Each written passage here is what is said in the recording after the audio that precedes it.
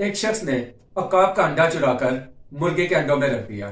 دن گزرتے گئے اور ان انڈوں میں سے چوزے نکلے، لیکن اس عقاب کے انڈے میں سے عقاب کا بچہ ہی نکلا۔ وقت گزرتا گیا، اس عقاب کے بچے کو ماحول چوزوں والا ملا۔ وہ انہی کی طرح دانا دن کا چنتا، انہی کی طرح گھومتا، انہی کی طرح رہتا، انہی کی طرح اٹھتا بیٹھتا اور انہی کی طرح زندگی گزارنے لگا۔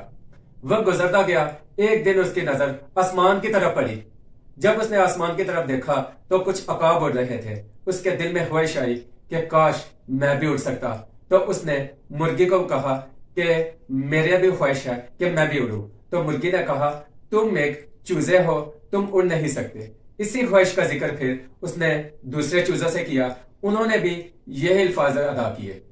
وقت گزرتا گیا، اس نے ویسے ہی زندگی گزاری جیسے کہ دوسرے چوزے گزارتے ہیں۔ ایک وقت آیا کہ وہ بوڑھا ہو گیا، جوانی بھی چلی گئی، بچپن تو آلریڈی چلا گیا، جوانی چلی گئی، پھر وہ بوڑھا ہو گیا۔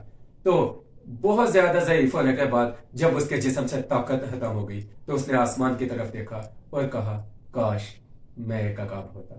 اس سے اپنی طاقت کا اندازہ ہی نہیں ہو سکا کہ میں کیا تھا۔ وہ ہمیشہ ان کی مرغی کی اور چوزوں کی باتیں سنتا ہی رہ گیا۔ آپ بھی غور کریں کہ کیا آپ کی زندگی میں کوئی اس طرح کی مرغی اور چوزے تو نہیں جو آپ کو آگے بڑھنے سے روک رہے ہیں۔